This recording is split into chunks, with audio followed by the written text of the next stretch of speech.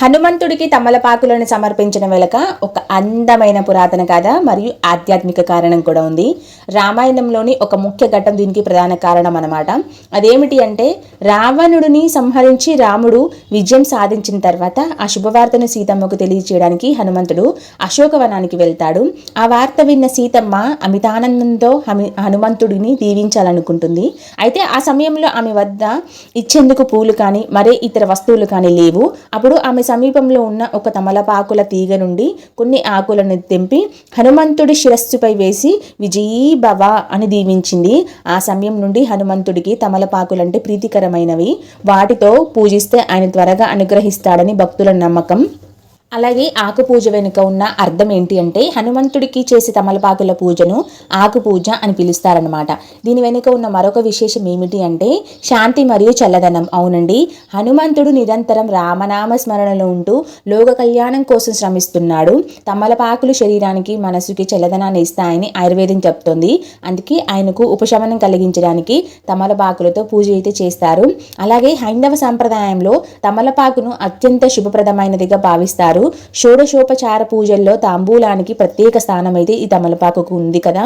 అలాగే జ్యోతిష్య శాస్త్రం ప్రకారం శని దోషం ఉన్నవారు హనుమంతుడికి 108 తమలపాకులతో హారాన్ని వేసి పూజిస్తే కష్టాలు తొలగిపోతాయని కూడా నమ్ముతారు.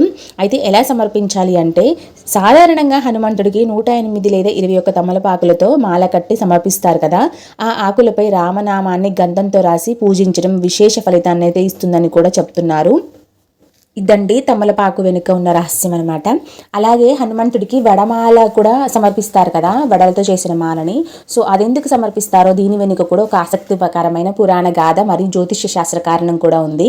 సో ముఖ్యంగా దక్షిణ భారతదేశంలో ఈ సాంప్రదాయం చాలా ఎక్కువ అనమాట. మరి దీని వెనుక ఉన్న ప్రధాన కారణాలు ఏంటి అనేవి ఇప్పుడు మనం తెలుసుకుందాము. జ్యోతిష్య శాస్త్రం ప్రకారం రాహుగ్రహానికి ఇష్టమైన ధాన్యం ఏంటంటే మినుములు. హనుమంతుడు సూర్యునికి మింగడానికి వెళ్ళినప్పుడు రాహువు అడ్డుపడతాడు కదా. అప్పుడు జరిగిన పోరాటం హనుమంతుడి శక్తికి రాహు అయితే లొంగిపోక తప్పదన్నమాట. అప్పుడు రాహుదోషం ఉన్నవారు మినుములతో చేసిన వడలను హనుమంతుడికి సమర్పిస్తే రాహువు ఇచ్చే పీడలు తొలగిపోతాయని నమ్ముతారనమాట. అలాగే వడ అనేది పాము చుట్ట ఆకారంలో ఉంటుంది కదా, అది రాహువుకు ప్రతీక అనమాట. హనుమంతుడికి వడమాల వేయడం అంటే రాహువును ఆయన నియంత్రణలో ఉంచడం అని కోరడం అనమాట. సో ఇలా వడమాలని హనుమంతుడికి వేయడం వలన రాహు నుంచి రాహుదోష నివారణ జరుగుతుందని జ్యోతిష్య శాస్త్ర కారణం అయితే ఉందన్నమాట. అందుకే చాలామంది మినుములతో చేసిన వడలను హనుమంతుడికి అయితే సమర్పించుకుంటారు. అలాగే ఇంకొక పురాణ గాథ కూడా ఉంది. అదేంటంటే, హనుమంతుడు చిన్నతనంలో సూర్యుడిని ఒక ఎర్రటి పండు అనుకుని మింగడానికి ఆకాశంలోకి ఎగురుతాడు కదా. ఆ సమయంలో ఇంద్రుడు వజ్రాయుధంతో కొట్టడంతో హనుమంతుడు కింద పడిపోతాడు. ఆ తర్వాత దేవతలందరూ వచ్చి హనుమంతుడికి అనేక రకాల వరాలైతే ఇస్తారు. అప్పుడు ఆకలితో ఉన్న బాల హనుమంతుడికి సంతృప్తి కలిగించడానికి మినుములతో చేసిన ఆహారాన్ని, వడలను సమర్పించారని అప్పటి నుండి ఆయనకు వడలంటే ఇష్టమని చెప్తూ ఉంటారనమాట.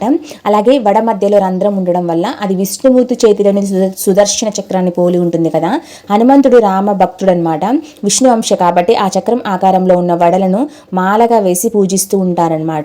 సో ఈ వడ చక్రాయుధం లాగా భావించుకొని. అలాగే ఎందుకు ఈ మినుములతో చేసిన వడలే ఎందుకు అంటే, మినుముల శరీరానికి శక్తిని, బలాన్ని ఇస్తాయి కదా.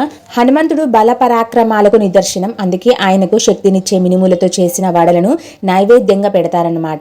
ఒక చిన్న గమనిక ఏమిటి అంటే, సాధారణంగా తమిళనాడులో ఆంజనేయుడికి ఉప్పు వేయని వడలతో మాల వేస్తారు.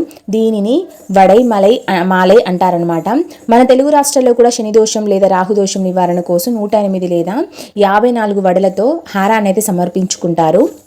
సో ఇవన్నమాట కారణాలు, వడ వెనుక ఉన్న కారణాలు. సో ఈ కారణాల వలన హనుమంతుడికి అయితే వడలతో చేసిన మాలను అయితే సమర్పించుకుంటారు. సో ఇప్పుడు వచ్చేది హనుమాన్ జయంతి కనుక, అత్యంత ప్రీతికరమైన రోజు కనుక ఈ తమలపాకుల మాలను అలాగే వడలతో చేసిన మాలను హనుమానికి సమర్పించుకోవడం వలన ఏమైనా దోషాలు ఉంటే అన్నీ కూడా తొలగిపోతాయి. సో ఇన్ఫర్మేషన్ కనుక నచ్చినట్లయితే లైక్ చేయండి. Thank you for watching this video.